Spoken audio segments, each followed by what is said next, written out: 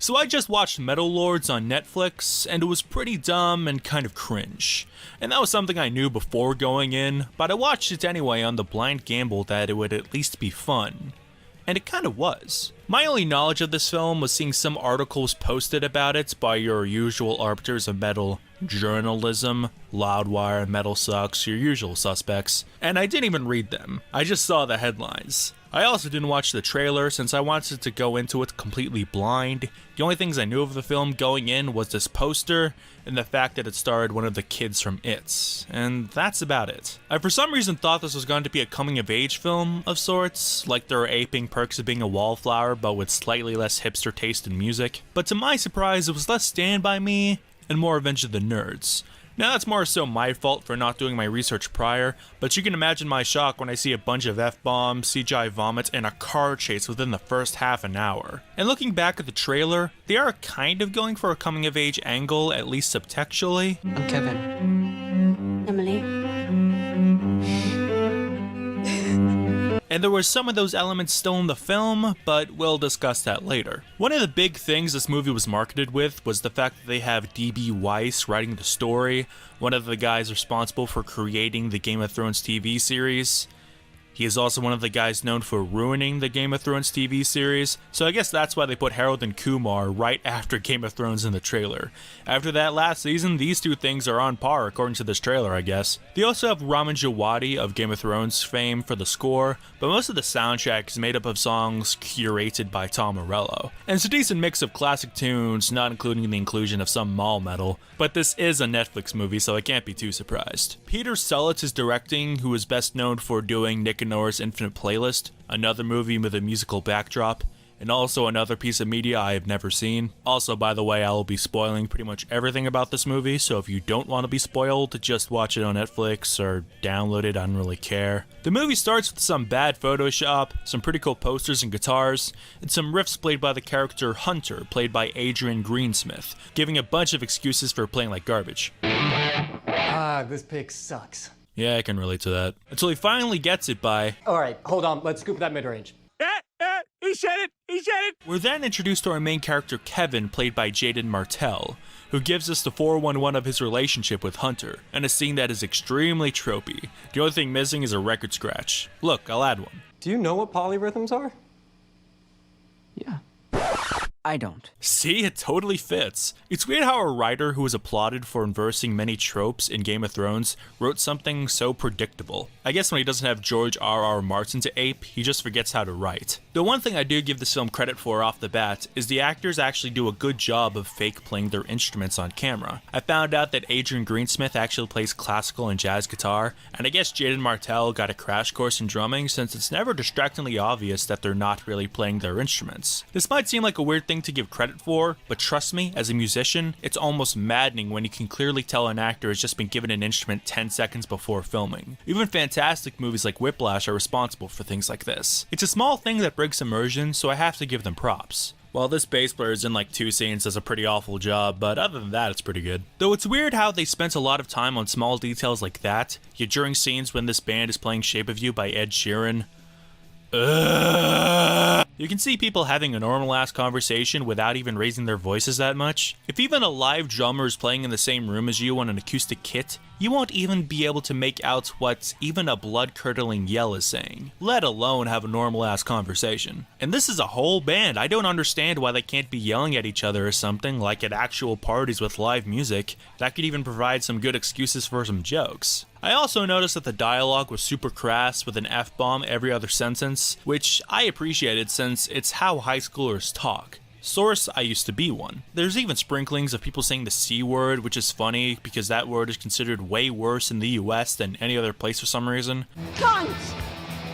You can't say that in America. And I could tell from the title card onward that they went balls deep into making this movie hard R or MA15+ if you live in Upside Down land like me, which I'm more than fine with since I would expect a PG-13 at most for a flick like this. But with this being on Netflix and not being released in theaters, they can still get every kid's money since it's not like they're going to get carded before loading up the movie. It was during the marching band scene when one of our leads, Emily, played by Isis Hainsworth, oh that's an unfortunate name, has a bit of a breakdown. And it was here that I noticed that the cinematography cinematography and camera work is actually pretty decent. There's shots that are quite fun to look at, and even a lot of the dialogue scenes refrain from your typical shot, reverse shot BS that so many films get away with nowadays. And dear God, why are they showing that photoshopped picture again? It's so cursed! But yeah, it's a classic underdog story revolving around a battle of the bands. Kevin and Hunter are losers who have a metal band without a bass player. Hunter is a stereotypical metal elitist basement dweller who you know for a fact spends all day writing reviews of Metal Archives about how Master of Puppets is actually a 0 out of 10 and ruined metal. He's a total douchebag with very few redeeming qualities. He steals nearly $15K from his dad. He looks down on other people. He's aggressive towards other people for no reason, and he's really misogynistic. You could try as hard as you want. You could get yourself a girlfriend or whatever, but you're still not gonna fit in. She doesn't fit in either. Why can't we all not fit in together? Okay, well, we're not talking about that right now. I don't even want to go there right now. We're talking about you being a traitor. We're not. Baby, I want to talk about it. I'm the founding right member now. of Skullfucker, and I say no Yokos. And he doesn't even have enough charisma to overshadow how much of a dick he's being. He has somewhat of an arc, but it's largely off-screen and you don't see much of it. He just goes from being a jerk to not being a jerk. There's no progression. It's also weird how he's so high and mighty about his tastes. Take lessons. You guys suck. Bruh. It calls his band post-death metal. Not letting us play just because we're a post-death metal band would be a complete violation of our First Amendment rights. Dude, that's trad if I've ever heard it. And his taste is extremely entry-level. If metal was his life like he keeps proclaiming, you'd think he'd be more into some more underground stuff. I also think it's funny how in the third act where the two friends no longer like each other trope is going on, Kevin is seen trying to reconnect with Hunter, when Hunter has done nothing but be an ass to him this entire time and treated his girlfriend like shit. It seems like an unearned way to tug on the audience's heartstrings, and it's kind of annoying. All the drama that happens between the characters seems very forced since it all hinges on Hunter being a dick. If he just acted like not as much of a jerk, the story wouldn't work since his dickishness is what drives much of the plot forward. You said it yourself. He's a massive dick. Finally, someone is speaking reason! And him being a total ass isn't totally on purpose because you can tell that he's supposed to be a likable and relatable character. And maybe if they toned down a bit with his douchiness, I could understand it. Nothing against the actor because he's doing the best with the material he is given, but as it stands, he's just a douche, I'm sorry. But Kevin is a good kid. He doesn't quite get metal at first, but he's such good friends with Hunter that he comes to understand it eventually. He's kind of a blank slate and doesn't have much of a character of his own, but that's probably so people can project themselves onto him, so I guess it's fine. He also doesn't have much of an arc other than coming to love heavy metal music, and that happens within the first half an hour and he doesn't progress much further than that. I do like his montage where he's learning how to play drums and love metal. I just wish it showed more of a progression instead of just playing War Pigs over the whole thing. Maybe start with some slower songs and work up to something like Painkiller. Then we have Emily, Kevin's love interest and bassist slash cellist of the band by the end, who is the most likable character in the movie. She's sweet, but is prone to outbursts thanks to an unnamed mental illness, likely intermittent explosive disorder, which leads to some really good scenes later on, with some nice commentary about mental illness, where some pretty nice acting chops are shown off. Why am I like this? Everybody else didn't make me like this. Hunter didn't make me like this. My parents love me. They try as hard as they can. Not their fault. You're not anybody's fault. If this scene alone is anything to go by, I would say keep an eye on Isis Hainsworth. I can see her going places if she plays her cards right. And when she predictably joins their group later on, she gets a bad girl makeover after dressing quite plain throughout the entire movie, a la Olivia Newton-John in Grease, which is kind of weird. There's some one-note side characters who all do the job, even though a lot of them look like they're in their mid-20s, and hey, is that Drew Gooden? There's also Robbie. I love him, and he is my favorite. Hail Satan! What's up, Robbie? The dialogue in this movie can range from pretty funny to outright cringe, but for the most part I would say it's tolerable. They know what kind of movie they're in, and a few of them even got a chuckle out of me. For us to have a cello player instead of a bass player would be completely gay.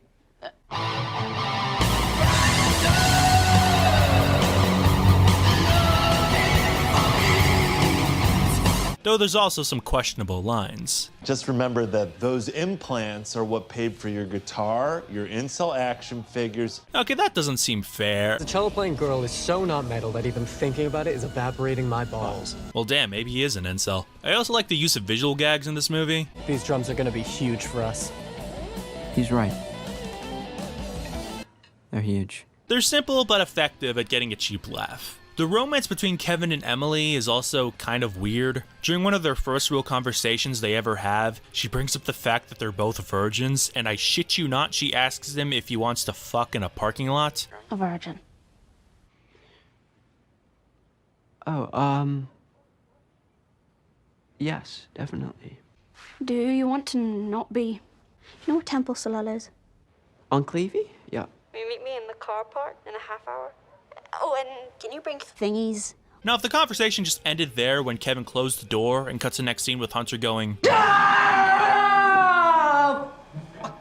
that would be funny, but they drag it out with this painful dialogue and this cutesy scene. It's just uncomfortable. I feel like I'm watching a sex scene with my parents. But other than that, it's fine for a movie like this. You can tell they care for each other and everything, but that one scene I talked about low-key overshadows the rest of their romance. And Hunter is just a complete ass to her, to the point where he outright harasses her during a public speaking assignments for no reason at all. He gets the shit kicked out of him, rightfully so, and I call bullshit here because they're only punishing Hunter, even though Emily was the one defending herself and Hunter was the one who provoked her, which, let's be honest, is not a very realistic thing for a school to do. During Kevin and Hunter's split, Kevin joins another band who plays covers of pop songs, and fuck this movie for making me hear Shape of You more than once. We then get a scene where Kevin almost cheats on Emily until he hallucinates fucking Scott Ian, Tom Morello, Kirk Hammett, and Rob Halford, all discussing whether he should cheat on Emily or not. Yo, dude. What are you, waiting for a tutorial? Come on, man. What about Emily? They've got a real relationship, one built on trust and emotional honesty. And this, I mean, come on, dude. What's really going on here? Hold on, Tom. Kendall's a person too. She likes Kevin. She's making her desires known. There's absolutely nothing wrong with that. What the hell? I don't even know how he's hallucinating. He's only drank beer, and I can't get over how ridiculous this scene is. It thankfully ends with Rob Halford asking Kevin, "You found someone who loves you. Do you love her back?" Uh-huh. Then don't be an arsehole, Kevin. Thank you, Rob Halford of Judas Priest. I can't say I've never said that to myself either. But it's such a nothing contrived scene that only exists to have cameos from these metal legends. And also to really make the most of that R rating. Which, fair enough, if you got people like Kirk Hammett and Rob Halford to agree to be in your movie, you make it happen no matter what. But I just wish it was done with more care. Hunter then has a breakdown, covers himself in corpse paints for literally no reason. Probably just so they can make this poster. But with that being said, I do kind of like this scene, and this joke is pretty good.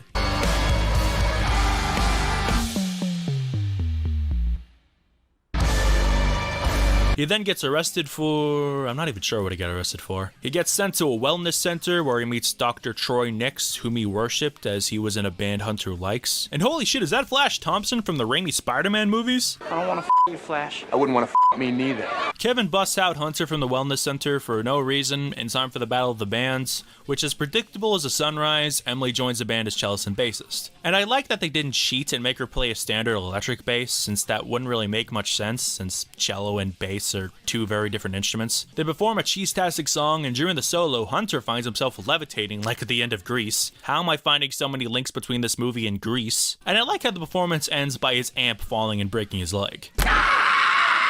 It's a cool twist on how these kind of movies usually go, and I like how corny the ending is. See guys, I do like some cheese. So that's Metal Lords, and I pretty much got what I expected. It's a dumb, somewhat cringy flick, but it can be a good time. I've seen people throw out 5 out of 10s and 6 out of 10s, and I feel that's fair. I'm closer to a 5 than a 6, but that's just me. I wouldn't call it bad. It has its fair share of bright spots. The cinematography, acting, some of the humor I thought was pretty good, though it falters with the writing, some of the characters, and the very predictable storytelling. It won't blow your mind, but if you want a decent popcorn flick and you've watched everything else on Netflix, you can do a lot worse. And if this movie introduces new kids to heavy metal, that's a win in my book. But come on, how can you not just call this movie Metal Gods? It was right there. The song was even in the movie. Come on!